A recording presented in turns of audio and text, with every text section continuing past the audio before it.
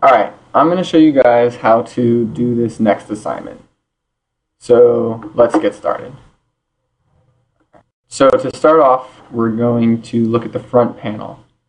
And we're going to set it up so that we have all our inputs and hopefully all of our outputs. So I'm going to go in here, find a numeric control.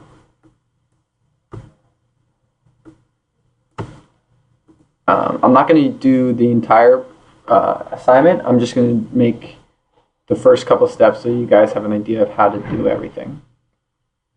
So also we need a knob to turn it. You can adjust the size of the knob so that it sees the different increments, and then you can change your start and stop. So let's say I wanted to start at 2 and end at 50, I can do that accordingly. Also, I want to have radio buttons so that the user can choose between high pass filter, low pass filter, and a no filter. So we want one more button here, and we're all good. Alright, so let's have one of them be high pass. So now that we have that all set up, we also need the graph. We're going to use a waveform graph for this one. The difference between the waveform graph and the waveform chart is that the graph displays an array, as opposed to the chart is you input numbers to it and it graphs those numbers to a chart. I know that sounds a little confusing, but there's not a good way to describe the difference.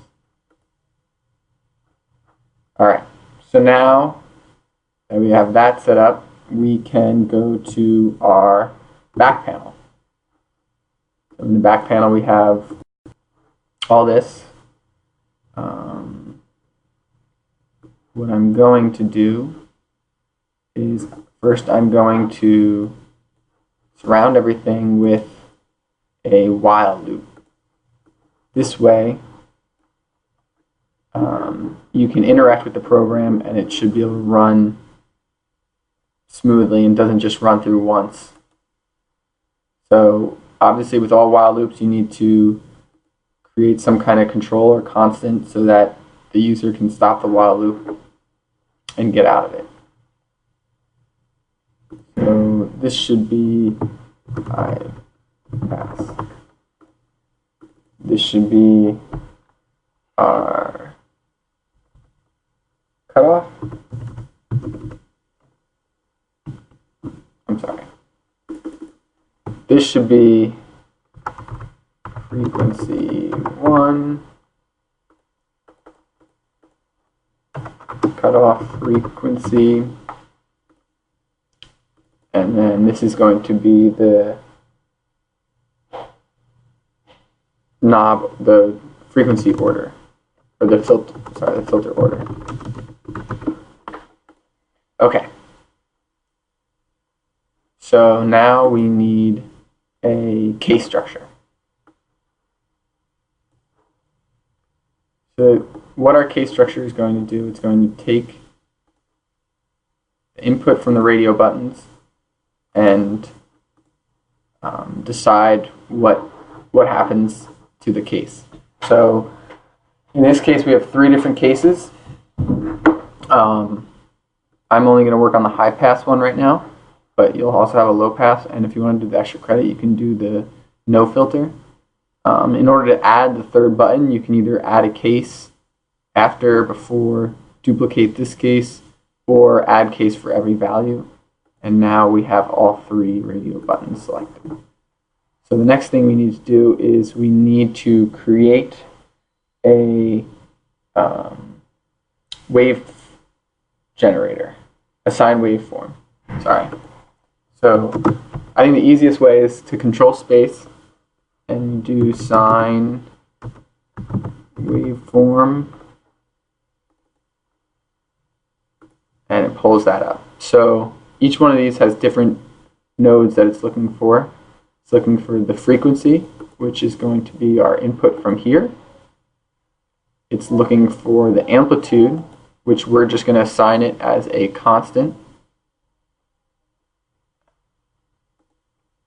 I'm going to make it 10.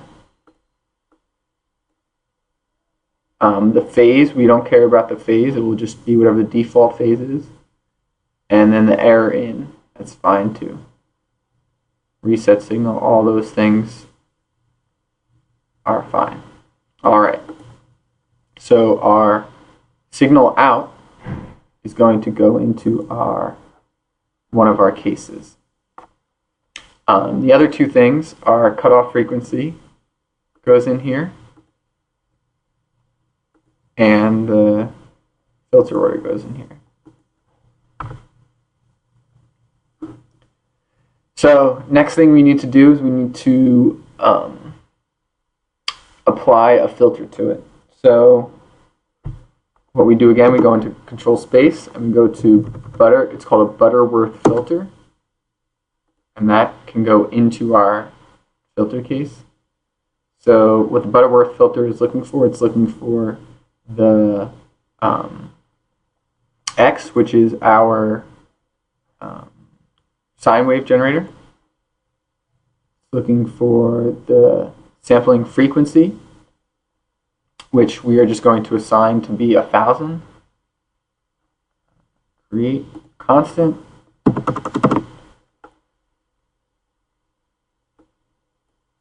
Then we have a high cutoff frequency and a low cutoff frequency. And if you're confused as to what that is, you can press Control H. And Control H brings up this help box. Now whatever we hover over, it gives us a little more information. So it describes each pin, and then, so what we want is, this still doesn't make any sense. Do we want the high cutoff frequency or the low cutoff frequency? So let's go to more detailed help. So the more detailed help says that the high cutoff frequency is the VI ignores this parameter when filter type is low pass or high pass. So we're going to use either a low pass or high pass filter, so we don't want to use that. All right? So low cutoff frequency is, as you can read here, I'm not going to read through it. When the filter type is band pass or band stop, the low cutoff frequency must be less than the high cutoff frequency. So we want to have our cutoff frequency only go into the low cutoff frequency. Also, we need to decide what type of filter this is going to be. So we need to create a constant. And for this, we're going to use a high pass filter. So change this to high pass.